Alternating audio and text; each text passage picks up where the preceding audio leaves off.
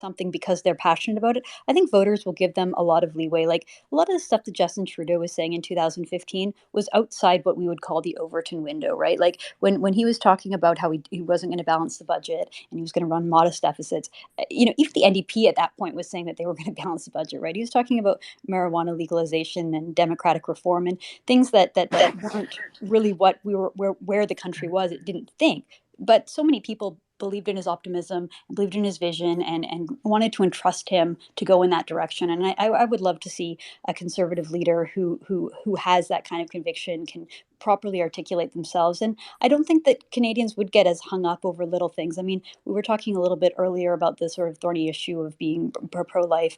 And you know what?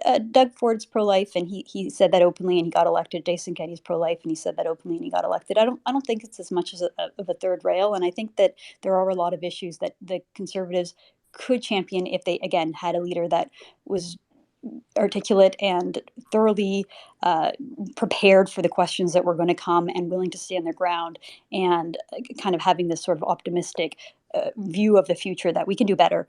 We want to make sure that, for in this case, that healthcare is always universal, that people always have access, that everybody always gets the healthcare that they need. But we want to improve the system to increase capacity, and we saw this with ICU beds and uh, how few beds there were and how quickly we had to lock down because of it. And I I really like the idea of the opportunity. I think we've had a missed opportunity. I think that the provinces could have acted. I think that if we were prepared like the Liberals were, that provincial governments could have stepped in and say, this is an emergency, this is happening now. We're changing things, we're opening things up, loosening things up, and just gone forward with it in an attempt to address a solution, a crisis in front of you.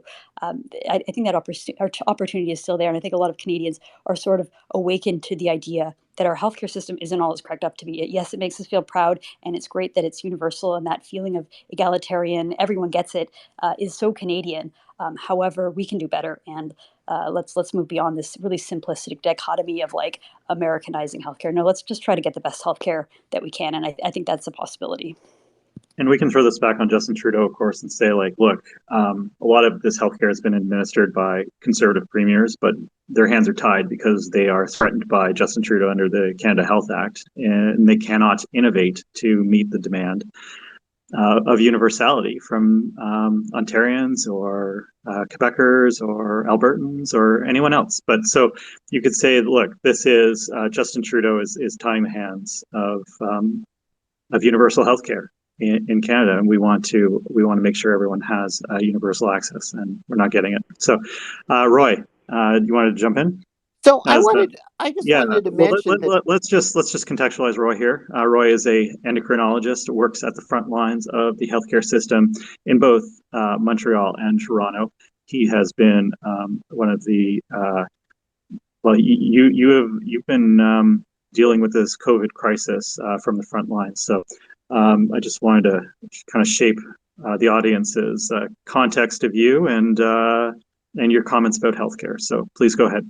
So I wanted to point out that during the pandemic, in at least my hospital and several hospitals in the Montreal area, we had fallen behind very much on cataract surgery. Like there were hundreds of maybe thousands behind.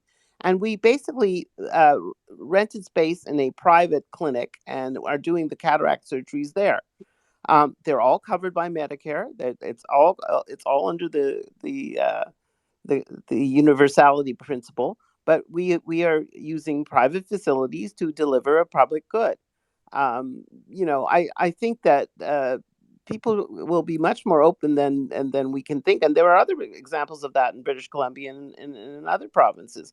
Is it really universal health care if you can't get the care? I mean, I'm an endocrinologist. Exactly right. It takes 8 months to see, to get an appointment with me. It takes 8 or 9 months.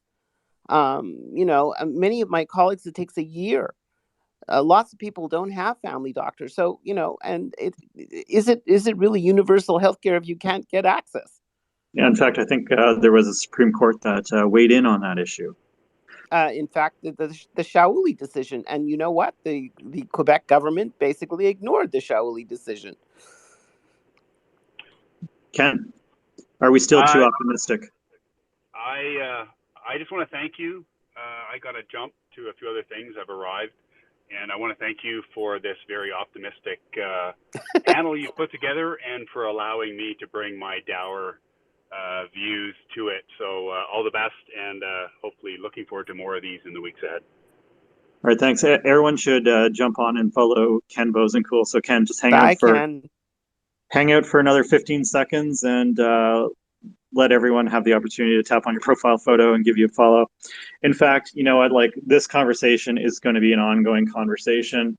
And, you know, I try to assemble, you know, smart, intelligent conservatives to have these discussions and to shape, you know, the future of where our party should be going. And, you know, now this big question of leadership, where the leadership of this party should be going. So I do encourage you to follow our speakers panel.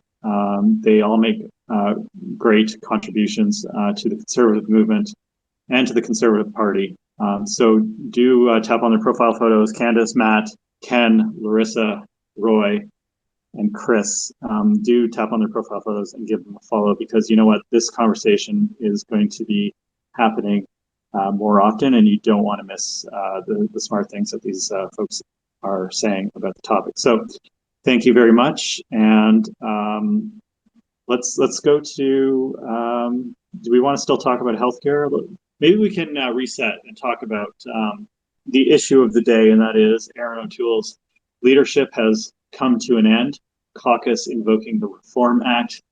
Initial 35 MPs signed a letter to say, you know, we are invoking the Reform Act to put the question of leadership of Erin O'Toole to caucus. And caucus needed to vote at 50% plus one in order to remove Erin O'Toole as leader. And today, after 3 hours of debate, they have done so. And the vote turned out to be 73 to 45. Of course, it was a secret ballot. We won't know how any individual MP voted. I would be very interested to hear in the coming days what sort of appeals were made and what promises were made and how that shaped out. So that'll be very interesting to follow. Of course, Erin O'Toole,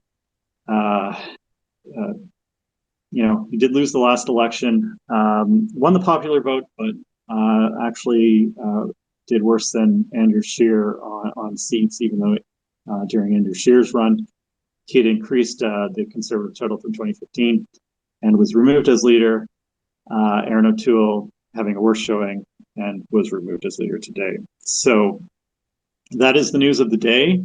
We have not heard from anyone who is looking to be the next leader of the Conservative Party yet. I think that the body is still too warm for that, perhaps right now. But you know, people are talking about Erin O'Toole and the end of his leadership, but they're also talking about Pierre Poilievre, for example, as a potential leadership candidate. You know, they're talking about Brad Wall as a potential leadership candidate.